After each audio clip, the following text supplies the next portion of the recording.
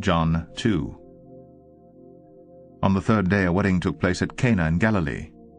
Jesus' mother was there, and Jesus and his disciples had also been invited to the wedding. When the wine was gone, Jesus' mother said to him, "They have no more wine." "Dear woman, why do you involve me?" Jesus replied, "My time has not yet come." His mother said to the servants, "Do whatever he tells you." Nearby stood 6 stone water jars, the kind used by the Jews for ceremonial washing, each holding from 20 to 30 gallons. Jesus said to the servants, "Fill the jars with water." So they filled them to the brim. Then he told them, "Now draw some out and take it to the master of the banquet." They did so, and the master of the banquet tasted the water that had been turned into wine. He did not realize where it had come from, though the servants who had drawn the water knew.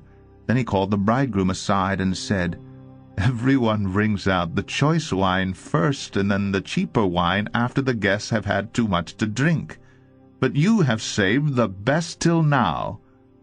This, the first of his miraculous signs, Jesus performed in Cana in Galilee. He thus revealed his glory, and his disciples put their faith in him. After this he went down to Capernaum with his mother and brothers and his disciples. There they stayed for a few days.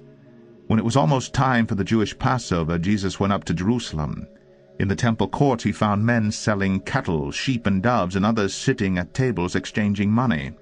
So he made a whip out of cords and drove all from the temple area, both sheep and cattle. He scattered the coins of the money changers and overturned their tables.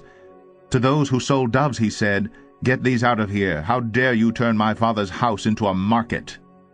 His disciples remembered that it is written, "Zeal for your house will consume me." Then the Jews demanded of him, "What miraculous sign can you show us to prove your authority to do all this?" Jesus answered them, "Destroy this temple, and I will raise it again in 3 days." The Jews replied, "It has taken 46 years to build this temple, and you are going to raise it in 3 days?" But the temple he had spoken of was his body.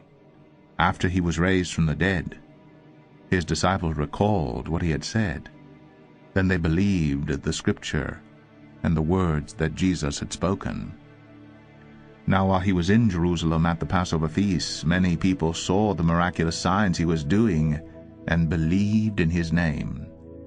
But Jesus would not entrust himself to them, for he knew all men. He did not need man's testimony about man, for he knew what was in a man.